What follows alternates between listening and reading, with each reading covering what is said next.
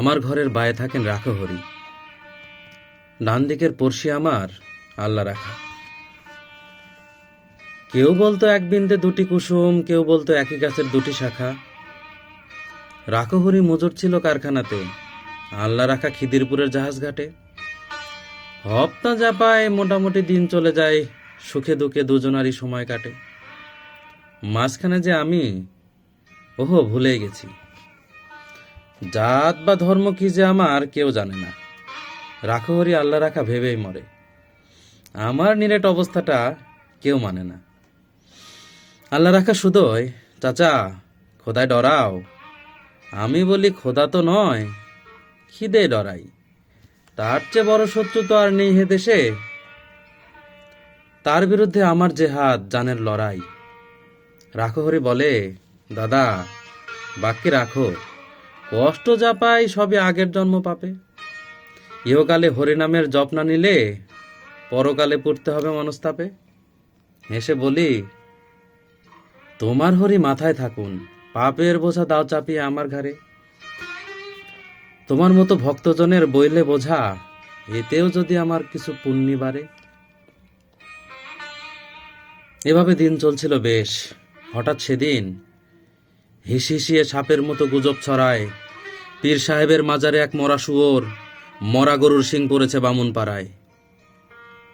ছড়িয়ে গেল দাঙ্গা দাবানলের মতো। আল্লাহ রাখা লাফিয়ে এলো সরকি হাতে। রাখো হরির তেল পাকা এক বাঁশের লাঠি ভাটার মতো ঘুরছে দুচোখ রাগের তাতে। দুহাত ধরে বোঝায় ওদের, হচ্ছেটা কি, যাচিয়ে দেখো এসব খবর সত্যি কিনা। আল্লাহ রাখা বলল, কাফের, হট যাবি। মৃচ্ছ, চেঁচায় রাখো হরি, আর ছবি না। রক্তগঙ্গ বইল আমার চোখে চোখে। জখম হয়ে জ্ঞান হারালাম পথের ধারে। ততক্ষণে ওরাও দুজন ভূতলশাহী, পরস্পরের সরকি এবং লাঠির মারে। কার যে কত রক্ত সেদিন ভিজল জমি, হিসেব তো নেই, দুটোই যে লাল। আর যা জানি রাখো হরি কাতরেছিল জলের তরে, আল্লাহ রাখা চাইছিল এক কাজলা পানি। বহু বছর লাগলো আমার ঘা শুকোতে, দেহেরটা নয়, মনের ঘাটাই আসল দাগা।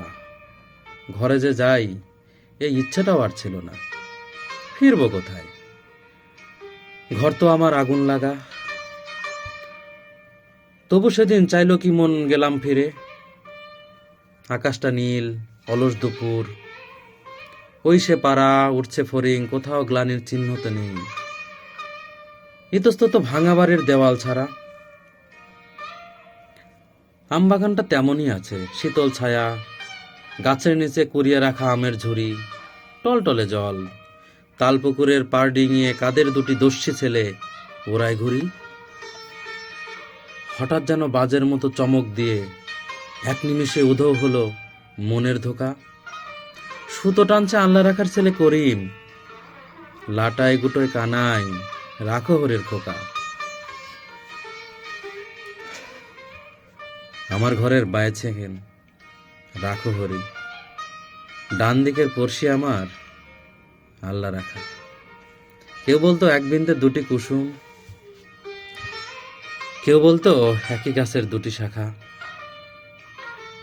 কবি রঞ্জন প্রসাদের রাখো হরি আল্লাহ রাখা।